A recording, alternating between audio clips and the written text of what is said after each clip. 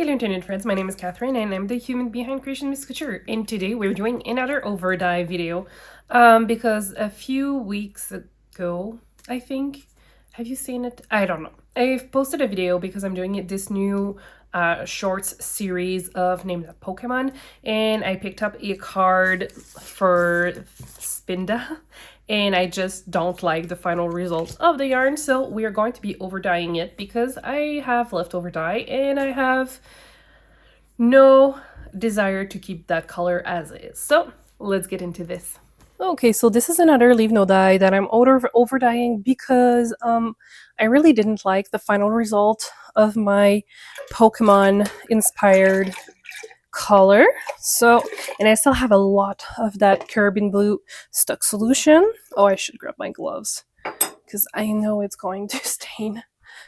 Let's grab the gloves, my friends. Okie dokie. The gloves are in. Now, let's just overdye this. And I know it's going to be mostly blue, simply because Carabin Blue loves to shine. But I think it's going to be an interesting color.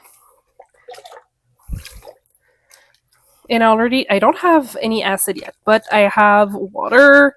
It was warmer water because I just wanted to see if it's going to have a final impact on if like this white spots would be like spotty, or if we would still have negative space. But I think we'll be fine, and since we already have a little bit of heat, I'm just already going to be adding the...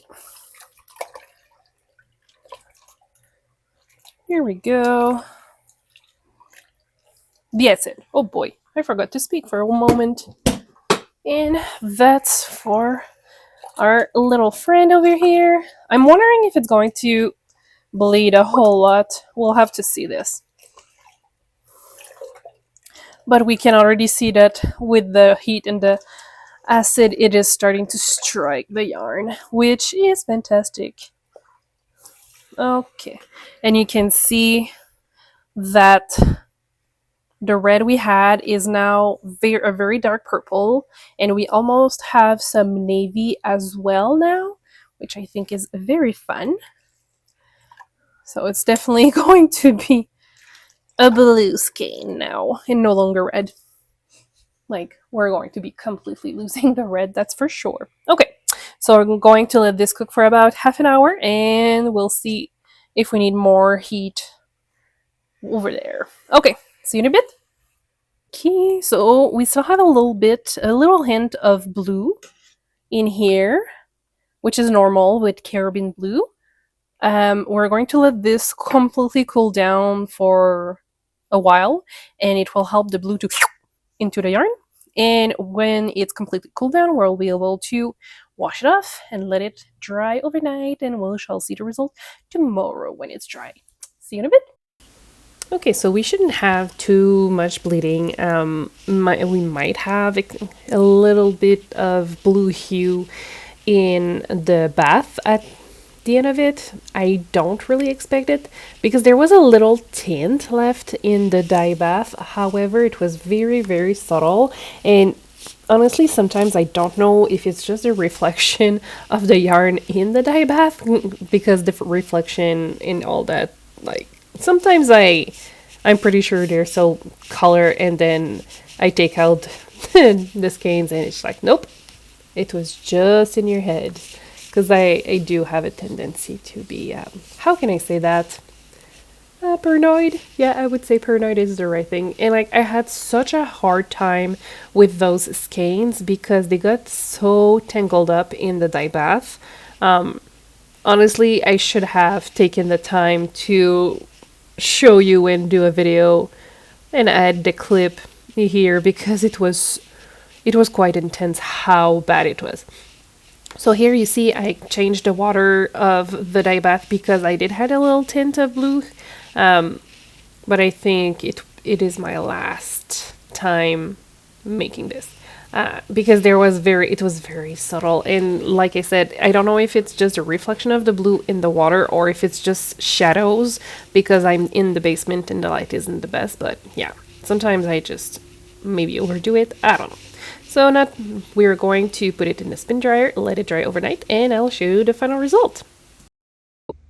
And here's the final result of the overdying of the yarn that I wasn't a big fan of. And those are not necessarily colors that I enjoy, but I think it created a very interesting final look, if I could say.